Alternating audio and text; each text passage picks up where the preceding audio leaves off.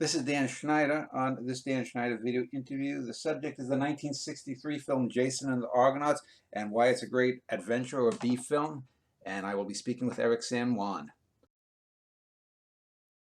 Eric San Juan is my guest. We will be talking about Jason and the Argonauts.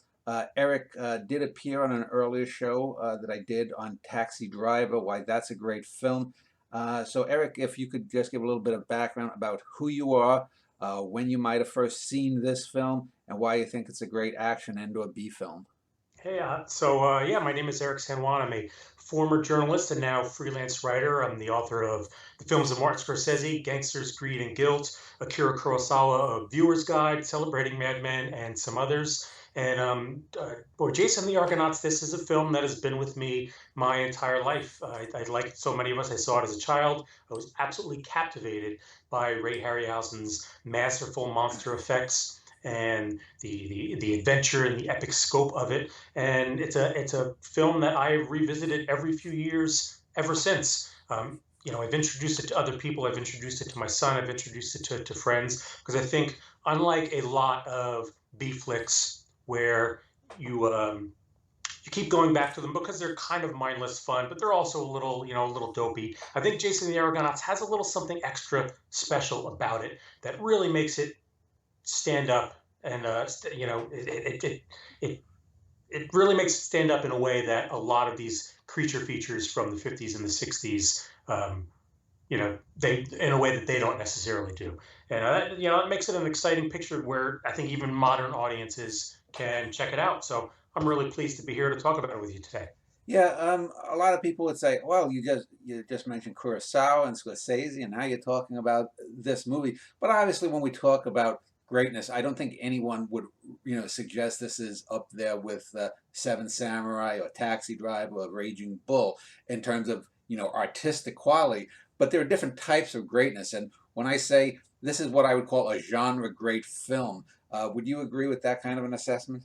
I would agree with you completely. I think this is kind of a film that typifies in many ways what this genre can do well. So while it might not have the sort of the rich thematic material as a Scorsese Taxi Driver or no, I want to correct myself even before I say it. I was going to say, well, it doesn't necessarily even have some of the filmmaking innovations of a Kurosawa film, but in fact, it does, and I'm sure we will get to that as we talk a little later. But yeah, it's a film that on the surface feels like it's maybe it's a shallow action focused experience, but it does what it does so well that I think it's genuinely great cinema, and anyone who appreciates excellent cinema should expose themselves to it. Now, before we talk about the obvious person who's associated with this film, Ray Harryhausen, we should note that this wasn't directed by Harryhausen. He just did the special effects. It was directed by a fellow named Don Chaffee, and he did a lot of action adventure movies in the 60s and 70s. He also directed a lot of TV shows, episodes like The Avengers, Prisoner, Danger Man. So he was actually quite adept at this kind of quick uh, filmmaking from his TV days. What do you know, if anything, about Don Chaffee as a director? Well, I mean, I think he's kind of best known for obviously this one, but I think there's probably a couple of others that jump to mind, at least of people of for people of a certain age. Pete's Dragon from 1977 is perhaps the best known one, especially among kids. And I think they did a rebooted version of that, a remake of that, just a few years back, which I didn't see, but my son, who really liked the original Pete's Dragon, watched it and didn't care for it, if I recall his opinion correctly. And then, of course, 1966 or so, I think it was 1 million years BC, which even if a lot of people haven't seen, everybody knows the very famous poster featuring Raquel Welch in sort of prehistoric prehistoric garb. Yeah. Uh, And just a connection to Taxi Driver, Bernard Herrmann, he did the score for this film, over a decade before he did Taxi Driver. And what do you think about the score of the film? it's very much a score of its era, and that's not a bad thing. It's very brassy. It's very brash. It's very loud. Um, it can be very insistent during action scenes, but all in um, all in service to the movie. It adds a level of excitement that kind of gets you into the action that you're seeing. Bernard Herrmann, of course, is always masterful in almost everything that he does, and a film like Jason the Argonauts kind of is proof that when he's not doing um, something very serious that is meant to underline the themes of a film, he can also do something that's just exciting for a genre picture like this. He was extremely versatile, and this is one of those films that kind of prove that. Again, very much of the era. The in your face brass is as soon as you hear that, at least for me, it immediately brings me back to these 50s and 60s adventure films. Now, Ray Harryhausen, he got his start with Willis O'Brien as I guess, an assistant with King Kong and a handful of other films that O'Brien was famous for. He's basically considered the innovator, O'Brien, of stop motion. But Harryhausen is probably considered the master. The late 40s, early 50s, he did things like what was the giant octopus that gets into San Francisco? What's the name of that film? The Thing from 20,000 Uh, Fathoms? yeah, it's No, The Beast from 20,000 Fathoms. The Beast It from came 20. from beneath the sea. That was it. And Yeah, the Beast from 20,000 Fathoms is the dinosaur-like yeah, the creature that. Rhedosaurus. Yeah, Yeah, the supposed influence on Godzilla, but it's actually from a Ray Bradbury short story. And then he did the creature that comes from Venus and a handful of other ones. And I think then he did a few Sinbads in the late 50s. And then by the 70s, his stuff, once Star Wars and a few of those other 1970s era sci-fi stuff, his stuff was looking a little bit outdated. But this really, the early 60s, this is really prime time. Harryhausen had his height here. And probably the most famous scene is the skeleton battle, where he has 6 or 7 skeletons battling them, which was considered state of the art at the time. So, what is your take on Harryhausen? Was this his prime? Is this maybe his best film in terms of the SFX?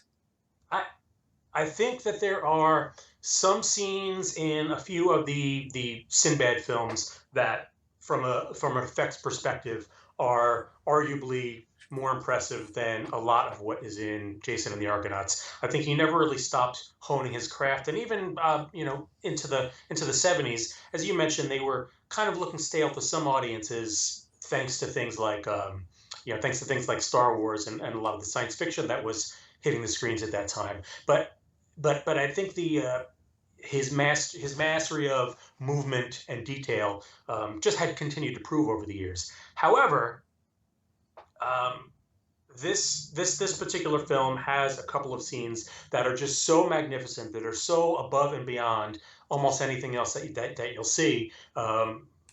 There's a reason why I think a lot of fans, myself included, consider this the best Harryhausen picture. One is the scene that you've already mentioned, the skeletons, which is just remarkable. It's mind blowing to watch this scene with modern eyes and an understanding of how they pulled it off, what he Yeah. had to do in order to pull the scene off. It just boggles the mind. You almost can't fathom the work that went into making that. And then, of course, the Talos scene, Yeah. which um, which is which is not only just a great effect for the gigantic walking statue, but there's excellent use of perspective in there. The sound effects really Yeah. underrated in that scene. The sound effects add so much. You've got this creaking sort of sound as this giant brass statue moves around, and it adds this ambiance of terror and fear and size and scale that is really fantastic. I think he's done remarkable work throughout his career. The first stuff I think that really blew me away was 1956 Earth versus the Flying Saucers, Yeah. which has some really great scenes of flying saucers crashing into, like the U.S. Capitol building and some stuff like that. Very influential, I think, on things like Independence Day. Which are lesser genre films compared to that. But yeah, Jason and the Argonauts, I think, is really like, if you want to see the Harryhausen film, for me, this is the one. And it's interesting because I want to talk about the Talos scene in a moment, but when they summoned Poseidon to when they're going through what was known as the Symplegades or the Clashing Rocks, and you actually have a human actor as as Poseidon holding them down. It's one of the few special effects in a Harryhausen movie that wasn't stop motion. What is your take on that scene, just from an effects point of view? Is it believable? Do you think? I think modern audiences might have a slightly hard time with it, arguably. Though I introduced it to a friend who not too long ago who doesn't tend to watch older movies. He's sort of a child of the '80s, and so that's what he watches. He watches stuff from the '80s forward. So the only real experience he's had with stuff like this is a Harryhausen film, Clash of the Titans, which he enjoyed when he was young. I thought that the scene with Poseidon was going to pull him out of the movie. I thought for sure that once it hit that, he was going to see it as a little comical, and maybe that would pull him out of the movie. But for him, it was the most impressive effect in the picture. He was absolutely drawn in by it. He found it very believable. So that, to me, I think that speaks well of how well it was presented. Well, yeah, it's interesting because when I rewatched it just about a month or so ago, which gave me the impetus to do a show on it, you can actually see you got the actor and he's holding the rocks, and I believe they go under his his right, I forget the right or left arm, Yeah. but when you cut to the scene, because the men on the boat, you actually see a shadow there. So it's actually they're taking account for the sun and the arm of Poseidon. So it's actually quite good and believable. For that era especially. Yeah, yeah, it really is. I mean, when you really pay close attention to that scene, the sense of perspective and scale is on point. There's a couple of really good shots, and I think it's probably one of the ones is the one that you had just mentioned, where you're with the sailors on the boat, and Poseidon is looming above them, holding up that cliffside, and it's really fantastic work. It looks good, and again, like the scale is there. Those subtle things like having that shadow in place. Yeah. That's the kind of stuff that even modern digital effects artists labor over, Yeah. because the human brain, we might not consciously note that, but subconsciously we recognize when that stuff is absent. Yeah. And so to have it there, these are the things that sell those scenes. So, One of the other things that I really love about that particular scene, and this is a more recent love of mine. Over the past few years, I had gotten into crafting model terrain, just sort of a new hobby, a pandemic hobby that I picked up. And so watching that scene, there's a lot of shots of the mountainsides and cliffs coming down, and boulders coming down, and looking at that and recognizing that these were miniatures was kind of delightful for me, because that was the exact sort of thing that I'd been building throughout COVID lockdowns. So it was fun to watch that and sort of take that in and see how good they were at their craft, yeah. even back in the '63. Now, I want to talk just a moment about the Talos scene. We'll come back to it when we talk sort of about the plot of the film. But I've often talked about what I call the lost cinema culture here. In the 1970s, kids today would not believe that you could go to a movie theater and a year and a half later a movie would still be out in some theaters. And I remember I was born in '65. This was made in '63, and I remember being 5, 6, 7 local theaters in New York City were generally, most of them in at least Manhattan, Bronx, Queens, and Brooklyn, were open 24 hours, or at least probably 50 to 70% of them. Hmm. And what they would have is you'd have the main features from like noon or 1 till 1 in the morning. Overnight you'd have porno. Then you'd have in the early mornings you'd have maybe like old movies that they would play, or sometimes in the summer they'd have old Bugs Bunny cartoons, because they would have the canisters. Not all the theaters would give back the canisters that they would get after release, and 7, 8 years later they'd still have it, and they just keep that at recycling. So the first time I actually saw this, and I had a black and white TV till '86. The first time I saw this movie, though, I was probably 5, 6, 7, 71, 72, and I saw it in color, and I remember the scene that me and my friends that really did scare the shit out of me was the Talos scene, Oh yeah. and it's because you see the statue there, Hercules and Acastus. Acastus is the sort of mole for his father, and Hercules is basically an asshole in this film, you know. Yeah, yeah, he's a jackass. He Yeah, really is. and so these two guys, they steal the stuff, even says it says "do not disturb," and then when they take it and they're out sort of admiring themselves, when you see the turning of the head and you see looking directly into the camera these black eyes, man, that's scary because in that day and age. And it reminded me of the famous thing with Tom Hanks, and I think in the '92 Oscars said he thought as a kid this was the greatest movie ever made. And I just remember a few years later, and I'm not a big Star Wars fan, when I saw that, I was like, but this isn't even nearly as cool as Jason. There's nothing, Darth Vader doesn't compare to Talos. I mean, I'd sooner deal with Darth Vader than Talos myself. I think one of the things that makes that whole Talos scene so engrossing and menacing is, and it's something that a lot of creature flicks forget. Talos moves slowly and deliberately. Yeah. He's not scrambling around, trying to get it. He's not rushing at people. There's no jump scares there. It's all about menace. It's about this idea that no matter what we do, we're not going to be able to escape this thing. We can't overpower it. We can't, necessarily outsmart it until, of course, Jason gets a tip on how to do that. But it's this sort of slow approaching menace. It's the same kind of dread, I think, that the better slow zombie movies get right. Yeah. Which is what I think where I think the fast moving zombies, for me at least, go off the rails a little bit with that, because I think that there's something really terrifying about this idea of this thing just very deliberately coming at you, and there's this force of nature, and there's really nothing you can do about it. Let's move on and speak then about some of the actors here uh, and the casting. Now, uh, Todd Armstrong plays Jason, and I should mention, in just looking up the cast, it wasn't Poseidon, it was Triton, which was, I think, the son of Poseidon, or well, Poseidon was his son, but that's the water god they call, not Poseidon. But Todd Armstrong, I think I've only saw him in maybe one or two minor roles in 50s, playing like a thug or something. And he plays Jason, and he's actually dubbed.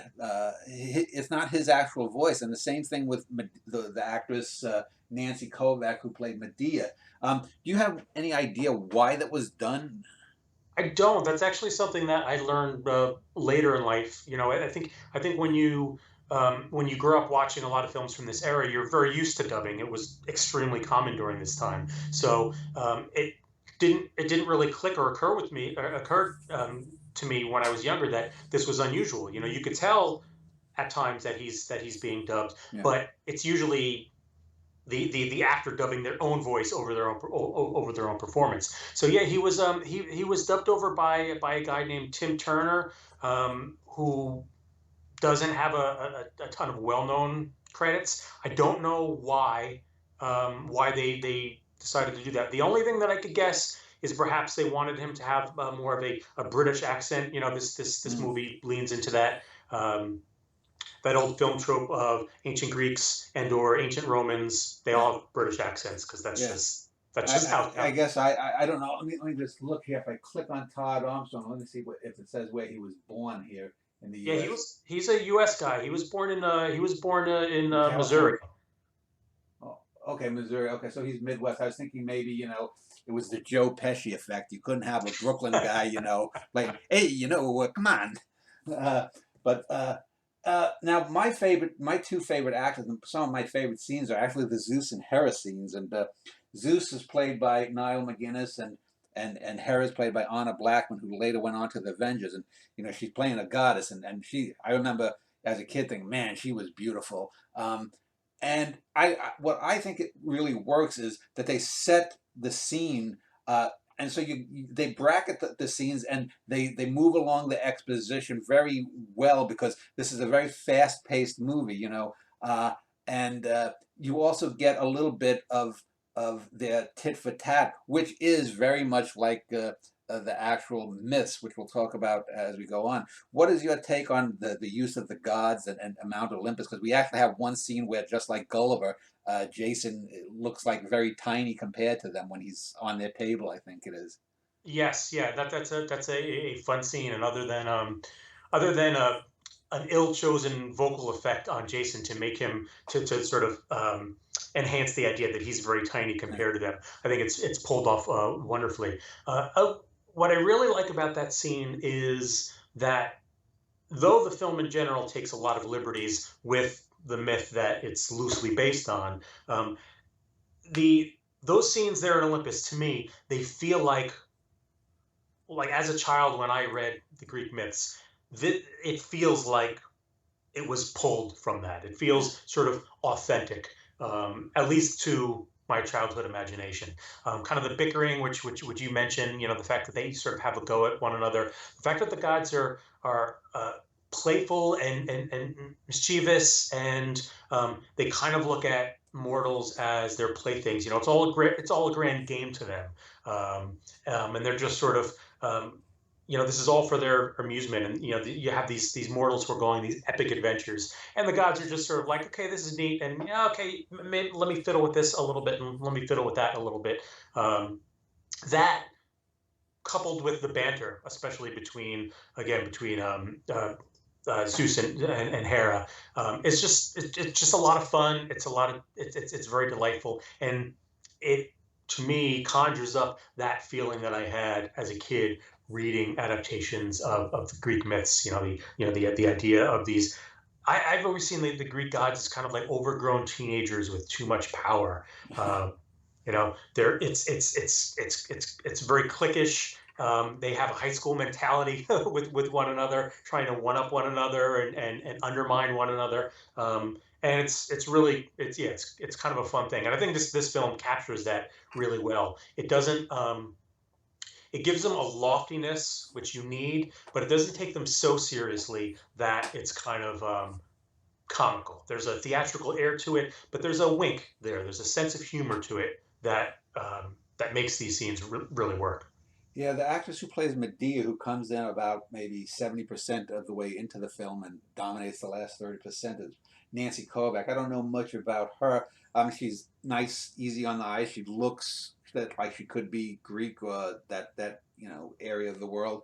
Um, and they do they do fall into the Hollywood trope that within 5 minutes they're swearing allegiance to each other, for their life Yes. and whatnot.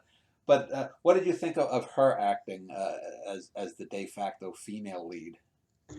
I thought her acting was good, and she's fine with what's given to her. I think the big problem with the role is exactly what you already touched on, which is the idea that she's basically there to be a pretty face who instantly falls in love with the lead and is willing to throw away her entire life for him within 5 minutes of the two of them meeting.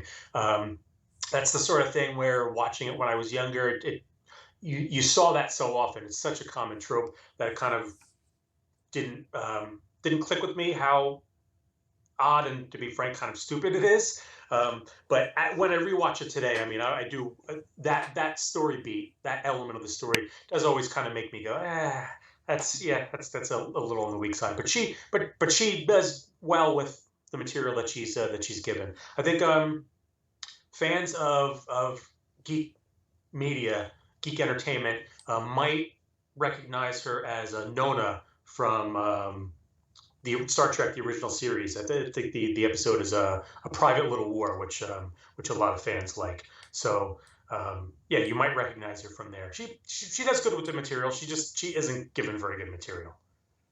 I do want to talk about the fellow who played Hercules. I mentioned that one of the things that I do like about the portrayal of Hercules, and the actor's name Nigel Green, is number one, he's not shown as one of, even in that era's big muscle men. I mean, he's obviously he's bigger than most of the other guys, but he's not like got muscle on muscle. You know, he doesn't have that Popeye effect. You know, we have to eat the spinach. He doesn't look like Schwarzenegger. He looks like a guy who's probably in his early 40s. He's got some gray in his hair, and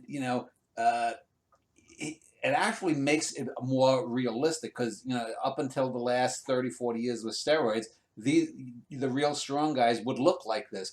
Hmm. And he does, I think, portray. He's got an arrogance to him, but he's also got a soft spot for Jason. I think he gives actually one of the better performances in the film. What is your take on him? I think he gives a really fun performance. He's not a particularly likable character in the sense that you have a great deal of respect for him, and that's because he comes to it with a brashness and an arrogance, but he sells it in a way that you kind of get why everyone in Greece absolutely adores this man. It's interesting the way the film plays it because you're really given no introduction to him. You're just, they're like, oh, yeah, by the way, this is Hercules, the most famous athlete in Greece, the best man of all, with no explanation. It's just like, okay, here's Hercules, and I like that approach. And Nigel Green kind of he sells it as this Hercules is kind of the good old boy at the bar, the good old time guy who is always ready for one more drink. Yeah. He doesn't mean anyone ill, but he's a little rough around the edges. He probably doesn't speak well to women, and as we see in the Talos scene, um, you know he's willing to skirt the rules if he thinks he can get a little something from it, thinking like, oh well, what's the harm? That's practically almost his exact line when he Yeah. he steals the giant needle, which he sees as a javelin. He's like, oh, the gods left all this stuff sitting around. They're not going to miss it. And it's one of these things where, is he wrong? Perhaps not. But he was explicitly told, don't take anything. And he went and he did it anyway. So his arrogance sort of undermines the crew there. One other point also I think is interesting about the presentation of him here, as opposed to when we see Hercules in other adaptations, is the sense that I get is this is Hercules pre the journeys of Hercules, Yeah. Well, yeah. before he went out, and really became the demigod that he would later become. This is the ordinary man Hercules before he becomes the legend and the icon, and I kind of like that because I don't think we've seen that in many adaptations before. Well, I think there's a cut back to Hera and Zeus where they say that we've got other plans for Hercules, meaning that we're sending him on his labors there, the 10 or 12 Yes. labors. Um, uh, a couple of other the minor actors I just want to discuss.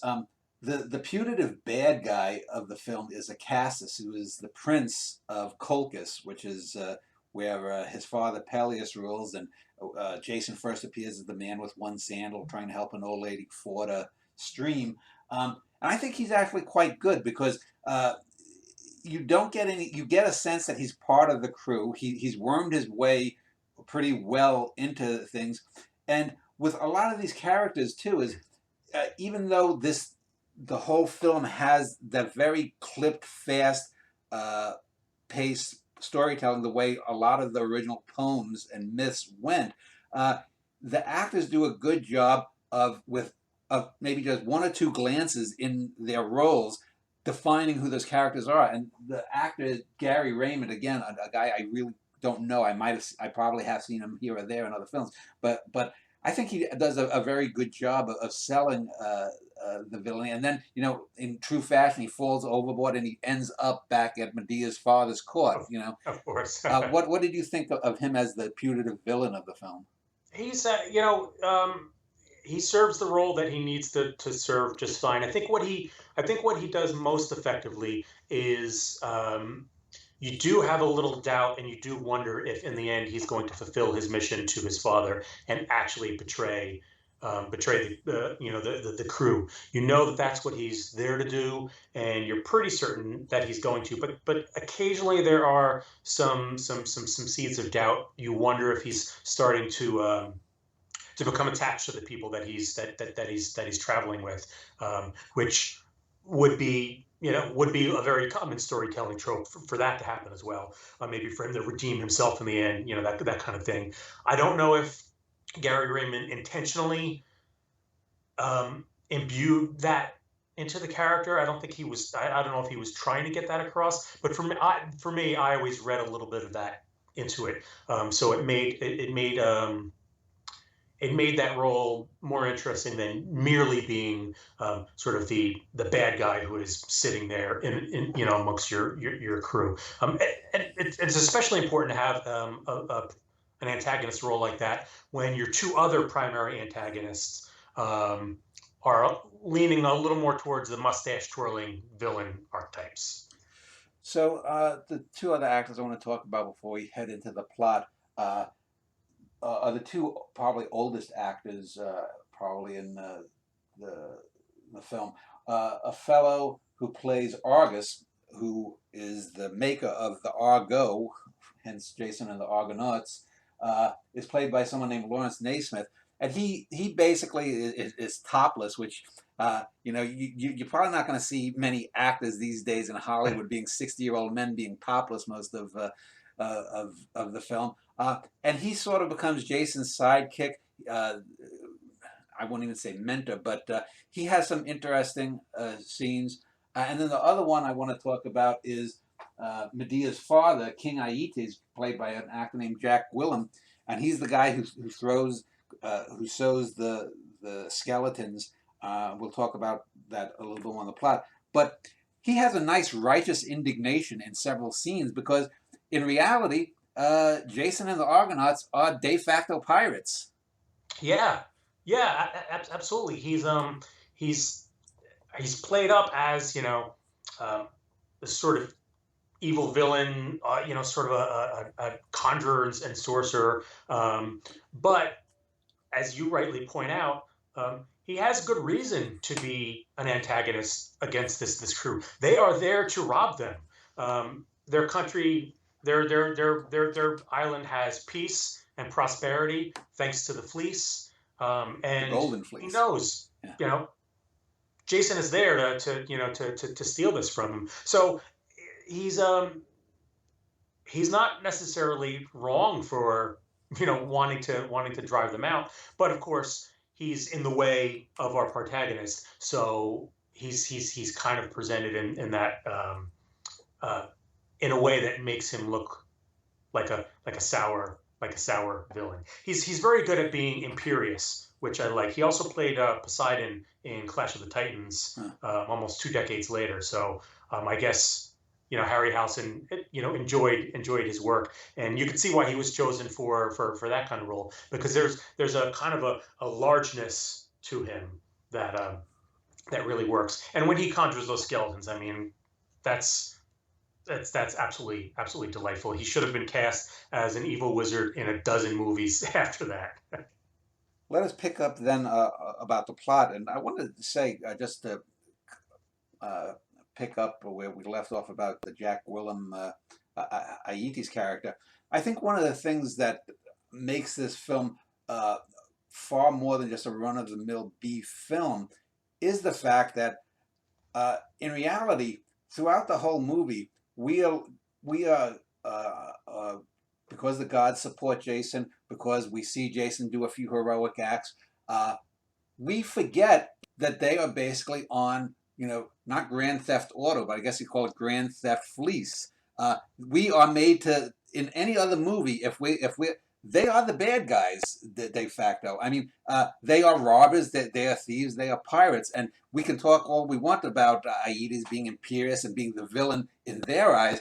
But if you're pulling back out and from the gods even, and you look at them, uh, they are the bad guys. I mean, Jason is the lead pirate. He's Captain Bligh or whoever.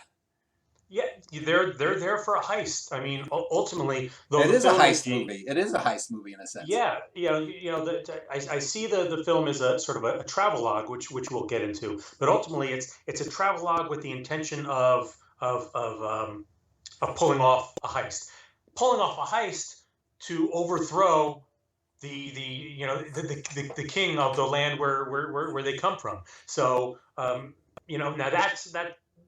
the sort of morals there obviously are a little different because the king is unjust and he's murdered folks and so on. So perhaps that is a good deed, but what they're doing here is they're going to be robbing from this peaceful and prosperous nation in order to benefit themselves.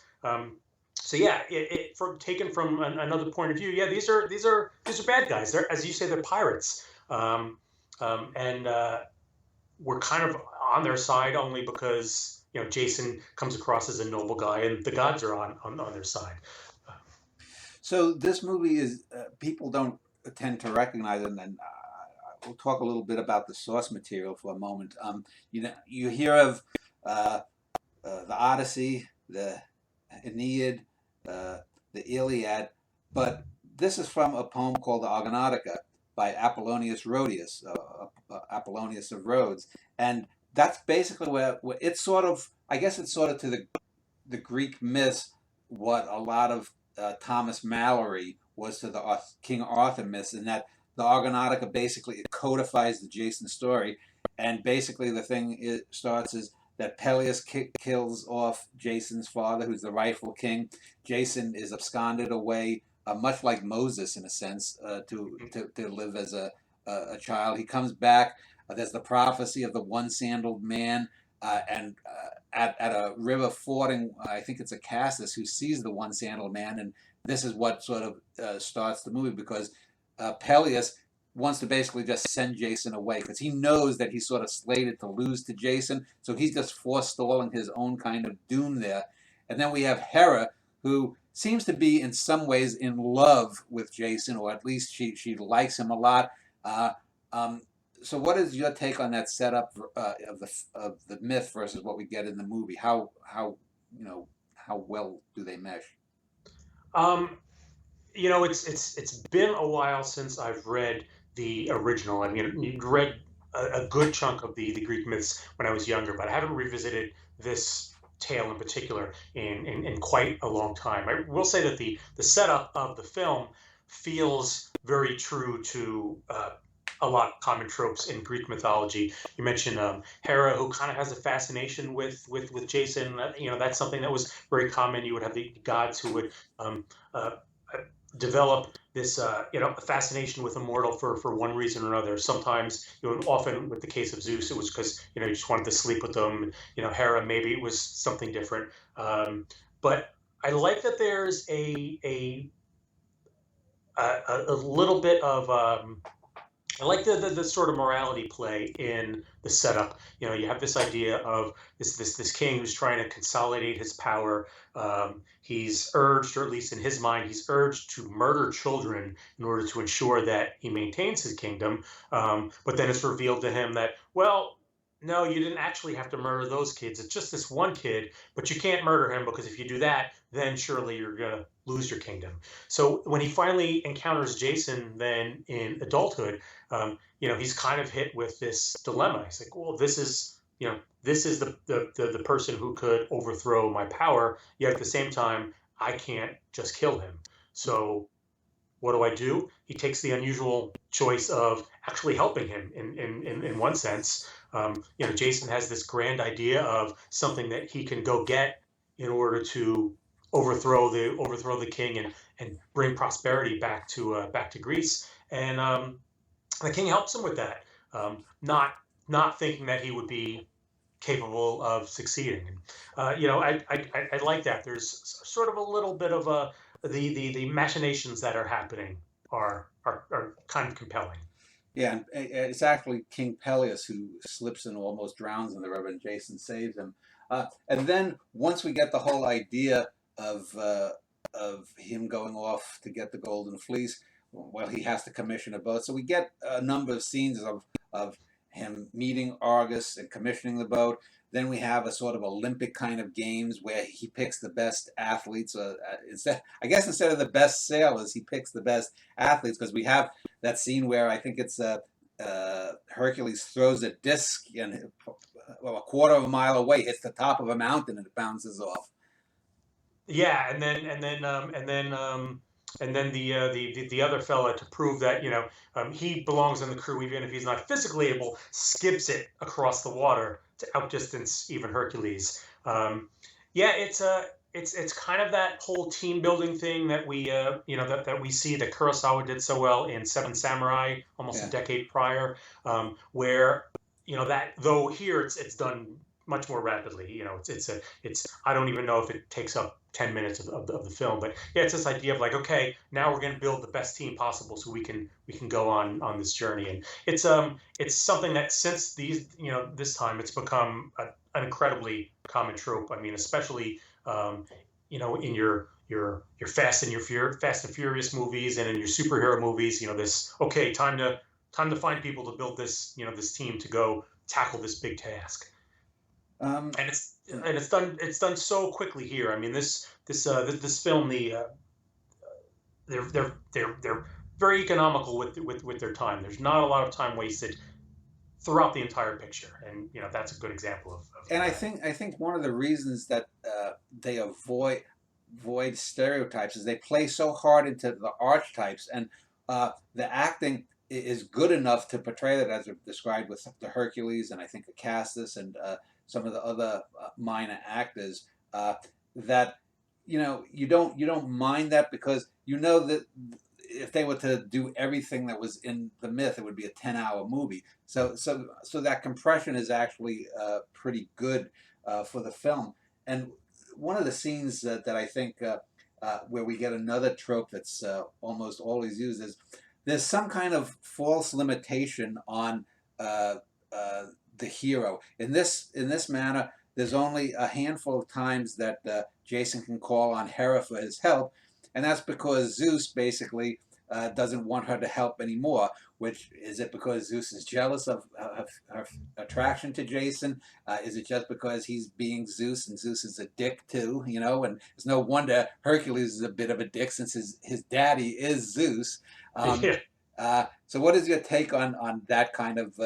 I guess is it a MacGuffin? I don't know. It wouldn't really be a MacGuffin, but it's something that really could have gone wrong because effectively, it's the film having like a deus ex machina, but multiple, there's five of them, five times that he's able to call from help from the gods. And that's the kind of thing that typically, that would undermine the heroic journey, right? If every time Frodo was on his way to Mount Doom to cast the ring, into the fires, he could just sort of stop and make a wish to the gods, and they'd come down, and he'd be saved. You wouldn't find the trials and tribulations that he went through on his journey all that compelling. Here, though, they kind of set it up right at the beginning, and they tell the audience, okay, yes, that's what we're going to be doing. We're going to have the gods effectively rescue our protagonist repeatedly, telling our protagonist, you should go here and do this, you should go there and do that. But they they couch it in terms, or they put it in the context of the game of the gods. It's part of the game. So, as you point out, it's this artificial limitation that gets put on him. So it stops becoming about, oh, the gods are, well, Hera's just going to constantly rescue him, so he's not actually in any jeopardy. It becomes more of, this is a finite resource that he has. It's this limited get out of jail free card that he has. Oh gosh, when is he going to use it? Should he use it now because he might need it later? That kind of thing. And so it takes something that could have really damaged the story, and actually I think enhances it in a lot of ways. So that when she does come and basically tell him, such as right at the beginning, they're when they very first go on their voyage, they're practically lost at sea. They're starving. They're thirsty. They have no idea where land is. And Hera's like, yeah, no, go in this direction. You're gonna land on an island, plenty of food and drink. You'll be fine. That's how they end up on the island with Talos. But so yeah, I think the way they set up that whole premise is what saves it from undermining the hero. now, one of the things that probably no one but someone like me, someone who gets a little picky unit times, would notice is in the original Greek myth, they're sailing across what was known as the inhospitable sea, which is the Black Sea, Colchis is where Georgia, the modern state nation of Georgia, is. But it's interesting because Talos's island is set in the Aegean, which is on the other side of the straits between Turkey and Greece. So that there's a kind of wonky geography that goes through this whole thing. Although I guess one could justify that by saying it's sort of a geography of the mind, and where they're going is more important too. Because also I think the what's called the clashing rocks or the Symplegades in the mist is also I think in the Aegean. Although so that are they sailing down into the Aegean just to head? Because it's only like 50 miles from where they take off from Colchis to get into the Black Sea, but it seems like they take like 200-mile detour before they actually head into there. Um, it's interesting. What other little things did you notice that are a bit off in the film, either from the myths or from anything else that you noticed?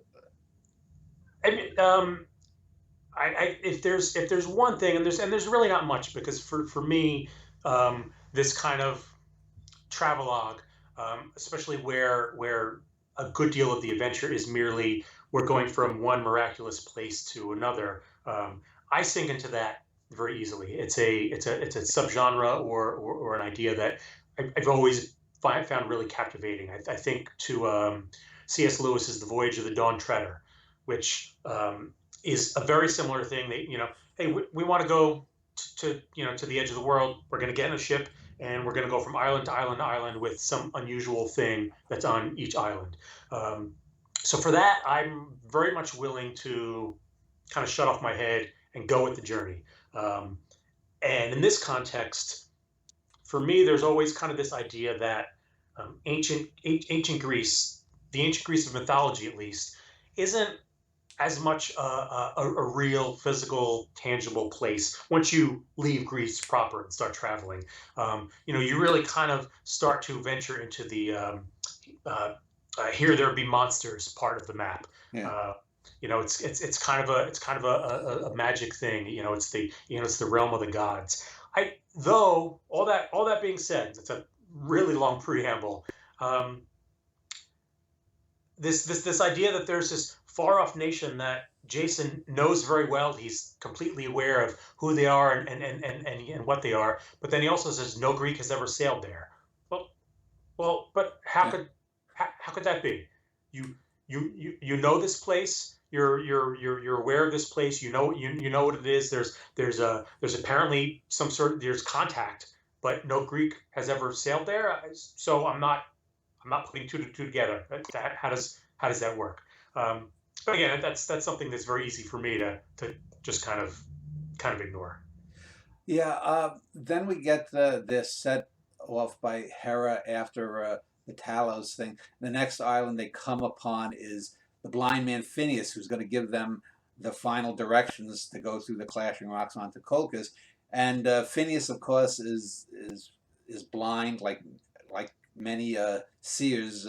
He's generally screwed over by the gods for one reason or another, and the harpies are these human-like flying creatures. They're sort of half bat, half human that he can't eat because they always take his food away, and I guess he only gets the scraps they leave in the original myth. And this is an interesting thing because right away you would think that someone who's been tortured like this for months or years by these creatures, and he's blind, he can't fight back. All of a sudden, here comes Jason and his bands, and again, it's one of those things. Within 2 minutes, he totally trusts Jason and his crew because apparently he watches over whatever riches or food that he has, and meanwhile, he just accepts that they're going to help him or whatnot, rather than just plunder from him too. And then they capture the harpies in an interesting way. That's an interesting scene. What is your take on the scene with the harpies? The harpies, of course, are a remarkable effect. It's a testament to how good the creatures are in this film that the harpies are probably the second least impressive creature in the entire in the entire picture, and yet dropping the nets on them and to pull that off with the technology and the techniques that they had at the time, I just remarkable. I do also want to say the one thing about that scene. It gets back to what we were just talking about, and it's the idea that once they sort of leave Greece proper and they're out on this journey, sailing out to lands that people have not gone to before. There's always this feeling to me that you're venturing to supernatural territory, and so his plight there on that island, it's almost as if he's in a slice of hell that's existing in the mortal realm. There's a supernatural hint to it, like he's not on the same earth that he was before. That to me makes these kind of travelogues, these journey adventures, always very exciting. It's this notion of we're in a realm that we can't fully understand anymore. And for me, that even more so than the harpies themselves, that is what that scene finally kind of hammers home is this idea that all right, they're not in the world you understand, anymore. So after helping out Phineas the blind seer, they go through the clashing rocks. Another ship they see get dashed upon. It turns out that was Medea's ship, and she's the only survivor holding on to a piece of the boat. Again, they fall in love within 20 seconds, and they go back to her homeland. And again, there's a feast. Presumably, she's made it back safely. And but Aeetes, the king, the father of Medea, quickly sees through them, and it's one of those things. He talks so much. He gives it's for exposition for the audience, but it's kind of absurd the way he said, "Well, we know that you're pirates here, Jason, but you'll never get to the Golden Fleece, was it's protected by the Hydra." It's like basically giving him all this information of where to get it and how to do it and whatnot, and basically daring him to do it, even though, like I said, he's from Aietes' point of view, and rightly so. These are the bad guys, and yet he's helping them in a sense by giving them all this information. Yeah, he really does. Yeah, he really does. That's an excellent point, and it's not something that I think had ever fully clicked with me. But yeah, you're absolutely right. He gives him all the details on that. This scene, of course, also has your big song and dance number that comes out of nowhere, Yeah. which for a '60s picture was practically mandatory. You had to have that. And oh, I can't remember what I was just about to get to. Oh, that's right. Yeah, there's a as an audience member, once you've seen the film before, at this point, or at least for me, you're just kind of waiting for the skeletons. You're like, okay, let's get through this bit. We're ready to get to the And it should be skeletons. noted you're getting ready for that because it wasn't the previous film. There was one skeleton, and here it's like seven. I think the single skeleton came later, in a Sinbad picture. It was Um, later because I, the I, first I Sinbad was in '57, I think. oh yeah,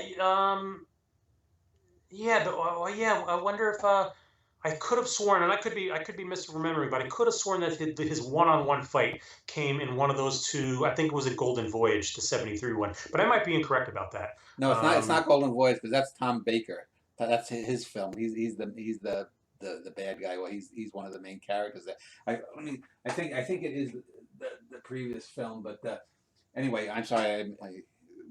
Oh, so yeah, I think at this point, the audience, of course, is you're waiting to get to the skeleton scene. But I almost get the sense that the filmmakers were too. A lot of people will note that, in a lot of ways, Jason the Argonauts is unfinished. The film ends, but the story doesn't end. And this last stretch. You could almost argue that it feels a little bit rushed. They realize we're at this point of the story where, okay, we need to get the fleece in the hands of Jason. We need to get to our showstopper scene, with the skeletons. The Hydra is also very impressive on a technical level, though it's not among my favorites. But okay, so we need to get through this quickly so we can show our cool monsters and get this thing wrapped up. So yeah, there's this big exposition dump. Everything's kind of handed to Jason on a silver platter, like here, and tells the audience also, okay, A, B, and C, that's what's going to happen next. So let's get through this. And we get through our last two, big creature features, and then credits roll. Like literally seconds after the final creature confrontation happens, and you never see the story resolved. That the story ends, or the film ends with no resolution. We know Jason has the means to go overthrow the king, but does it happen? We're not sure. You know, it's a it's I have a friend or two who have complained about that. I said, well, Yeah. I want to know, what happens. Where does it go from here? I'm Well, kind of content. they could very well have been prepping for a sequel or something, but that would have been against the myth, though, because and it was Seventh Voyage of Sinbad '58 with the one skeleton, and then 5 years It later with the was. seventh. So it was, and I think it was too, because if you look at the way the film ends with the Battle of the Skeletons, that's nowhere in the mythos of Jason. Uh, Basically, he was chased out of the country. Medea ends up killing her own brother, and then the events that become the play Medea spring from that. So they escape. So basically, what the film does is it inserts this great Harryhausen fight scene rather than the whole sort of soap opera of Jason and Medea falling in love as they're escaping uh, in the mythos. But yeah, And I think yeah, go ahead. I, I think that was the right choice too. I mean, Yeah, for film, yeah, in certainly. yeah, in a lot of cases, in most cases, you don't want character and story and theme to be set aside for just for more monsters. I mean, that's something that a lot of genre pictures fall prey to, and it's a reason why a lot of genre pictures aren't held in as high esteem among cinephiles as others. However, in this case, we're not watching it for the personal drama. Yeah. We're not watching it for the strong characterization. We're not even necessarily watching it for the plot beats. A lot of this picture, and again, it's drawn from the myth, but even the myths were this way as well. It's a series of set pieces, and so as long as the narrative thread gives us enough logical reason to get from one set piece to the next, we're good. That's really all that we need from this kind of thing. And of course, it's handled pretty masterfully, including in what we were just talking about. The original myths, there's a much more complex ending that with betrayals and personal intrigue and so on. But we don't necessarily need that, especially not this late in the picture. Well, we're We're not watching all an of a sudden. action movie. We're not a soap opera. This isn't a Barbara Streisand movie. It's not. Yeah, after spending an hour and a half with these adventurers on the high seas, facing these incredible creatures, the last thing we want is to then have a half an hour at the end that's all about court intrigue. Yeah. We don't want or need that. That would absolutely grind the film to a halt. And so the the the the writer and director and Harryhausen all made the right call to say, okay, you know what, we're gonna clip out most of that. We're gonna compress it, um, and we're just gonna get right to the good stuff, which is this absolutely mind blowing, climactic action scene. Yeah, and like I said, Medea, the play, basically is a psychodrama about Medea being driven crazy by faithless Jason, and and that's set 20 years in the future or so. So it's really not germane. So how do you do it? Well, we have Hera and Zeus basically commenting, and basically they do and he will have great adventures again. It's almost as if if Hercules had been the main star, the movie would have ended, or would have started with him at his labors. We would have gotten just 5 minutes of the Jason backstory here. Here we have sort of the opposite. This is basically, what are we going to do with Jason? Well, we know he's going to have more adventures. Blah blah blah. Let's let it go. Yeah, yeah, absolutely. It just sort of leaves that stuff hanging, and I'm okay with that. I'm absolutely okay with that, because for me, even though the whole setup, the whole premise is all about Jason overthrowing the king. That is his goal. That's his point. He wants to restore prosperity to Greece. For me, it was I want to see them explore these strange lands and reach their ultimate goal. Jason's for me at least, again, for this kind of travelogue story, I don't need super detailed motivations. If the setup was as simple as we want to see what's at the end of the world, where we've heard this, there's this remarkable golden fleece at the end of the world. We're explorers and adventurers. Let's go find it. I would I would be pretty content with that. Now, I do think it was a better choice to use the stuff pulled from myth to add a little more depth to that motivation, to give Jason a much more personal motivation. But again, for me, the excitement is what's over the horizon. Let's go see if we can discover what that is. So the fact that the story ends where it is sits all right with me, because that's why I was here in the first place, was to discover with Jason and his crew what's over the horizon. So usually when I end one of these shows, I ask, why would you recommend this as a great film, and why should someone new watch it? I'm asking that here, but it's double pronged, because the caveats I would say is this is a great B film, and I think it's a great action film, or an action B film. So again, this is not 2001: A Space Odyssey. It's not it's not Robert Bresson. It's not some but in those two subgenres, if we want to split them apart as both a B movie and just as an action flick, what do you think are the things that make this great, and why someone here 60 years later could still get something from it? I mean, the primary thing and the very obvious thing, and I'm not stating anything that a million other people haven't said before, is the Ray Harryhausen creature effects. I mean, that is the star of the show, and uh, to watch it as a modern audience member, and watch it in keeping in mind how it was done. The idea that these effects couldn't just be created digitally or painted. This is something that was painstakingly done by hand and then matched up to actual footage of actual human beings. And for them to hold up as well as they do, for me, that's reason enough to recommend this film to somebody who enjoys monster flicks and enjoys creature flicks. I mean, I think if you're into that sort of thing, if you're into whether it's Jurassic Park movies or more of the lower budget B flicks, you're going to get some enjoyment on this, because the creature effects are fantastic, and the story is just decent enough to keep you interested. You kind of never feel like, okay, let me fast forward through this bit to get to the next monster. The journey is still compelling. There's not it's not thematically rich or deep, but it doesn't need to be, and it doesn't pretend to be.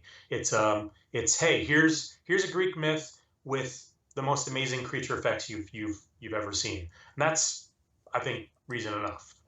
What do you think modern uh, action flicks could learn from this in terms of economy of storytelling?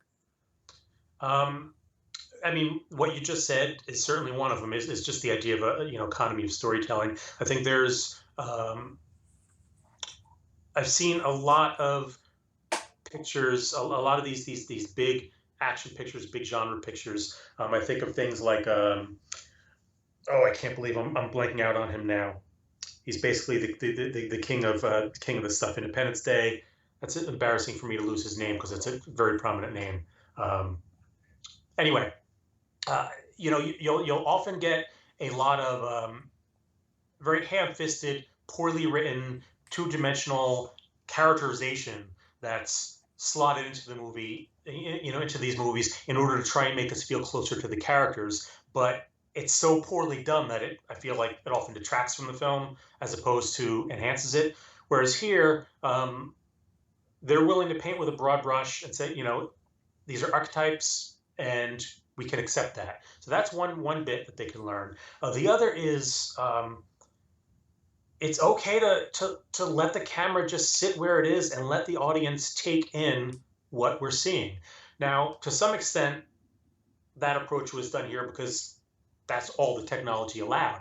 But now you have a lot of filmmakers where you can put pretty much anything on screen. There are no limitations. So you have a guy like, let's say, J.J. Abrams, who his camera won't freaking stop moving. He Right. doesn't he doesn't understand that sometimes just stop, pause, let the audience take a breath, and let us take it all in.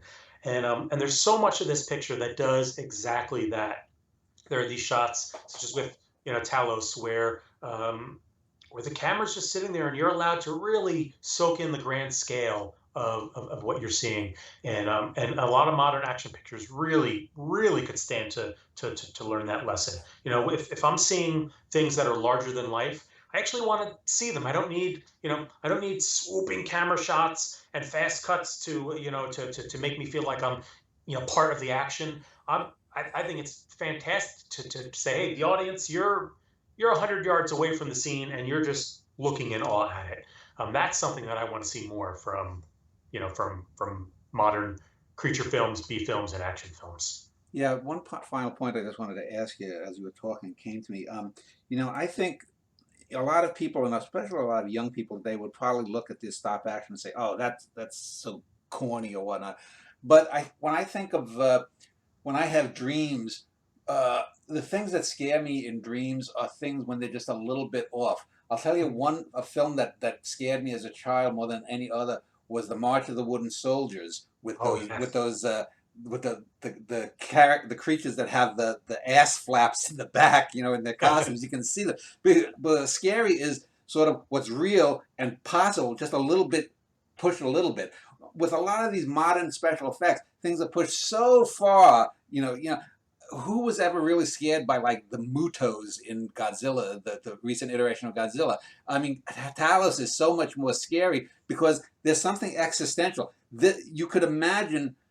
When you like you said with the sounds, you can hear that, but you see 10, 12 different giant monsters fighting, and it's constantly cut every 1.3 seconds or whatnot. It's just overload.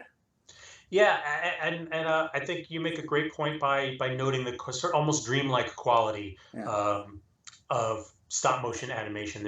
It's just off enough to be unsettling, yeah. and when you're doing creatures, that unsettling feeling that you get is part of the experience. It's part of what makes these sort of effects wonderful. I mean, those harpies and the way the way their wings are flapping, or the kind of unsteady gait of Talos as as he's moving, or especially the skeletons. I think that uncanny valley aspect Yeah.